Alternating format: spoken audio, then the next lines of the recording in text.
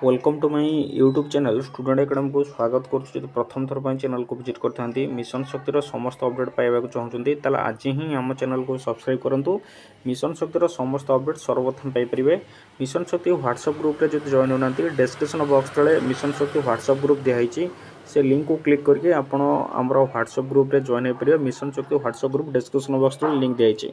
देखो जो मिशन शक्तिर पुनर्गठन आज गोटे पेपर आर्टिकल दिखाई जहाँकि मिशन शक्ति पुनर्गठन मामला गाइडलाइन उपरे रहित आदेश जहाँ भी अपडेट अच्छी मुझे देवी भिडियोटी को संपूर्ण रूपे कंप्लीट भाव में देखिए सहित सविशेष बरणी आप जानीपारे। भिडियोटी को अधिक मात्रा शेयर करदे जमी समस्त पाखे भिडियोटी पहुँच पार।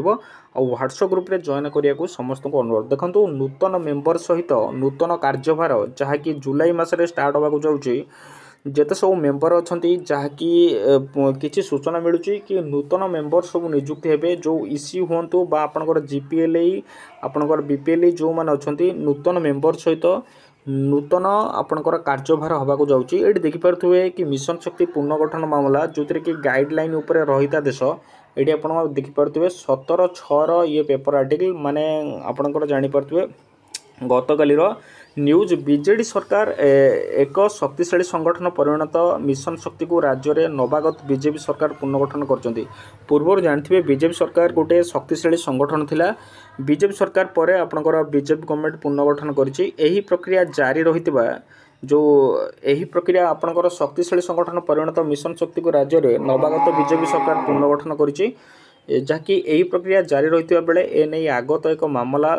शुणाणी करी ओडिशा हाईकोर्ट मंगलवार दिन बाबद राज्य सरकार पक्षर जारी गाइडलाइन उपरे रहित आदेश जारी कर मंगलवार दिन जहाँकि गतकाली आपणकर जो मामला उपरे शुणाणी होता जहाँकि से जो गाइडलाइन अच्छी राज्य सरकार जो गाइडलाइन अच्छी से गाइडलाइन उपरे रहित आदेश जारी कर जहाँकि परवर्ती शुणाणी पर्यंत यही मार्गदर्शिका आधार में मिशन शक्ति पुनर्गठन को नहीं कौन प्रकार पदक्षेप नि आपणकर परवर्ती शुणाणी जे पर्यंत न होईची कौन भी मार्गदर्शिका आपणकर चेंज हेबनी कि कौन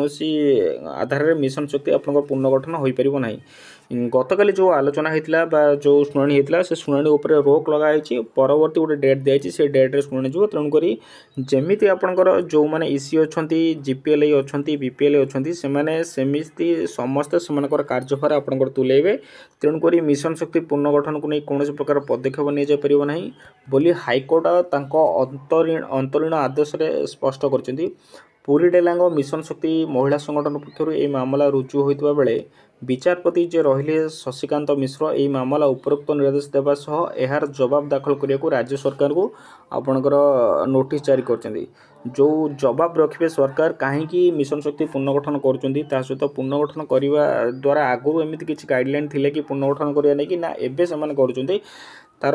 समस्त आपणकर जवाब दाखल करेंगे राज्य सरकार जो थी कि नोटिस जारी कर आसंता मास 4 तारिख मामला परवर्ती शुणाणी लगी धार्य समय होची 4 तारिख जाए आपणकर जुलाई 4 तारिख जाए जो माने जो पदवी अच्छा से पदवी रे जुलाई 4 रे जो राय आसो से राय उपर ही आपणकर चलो। आवेदनकारी पक्षर दर्शाए राज्य मिशन शक्ति विभाग प्रमुख शासन सचिव पक्षर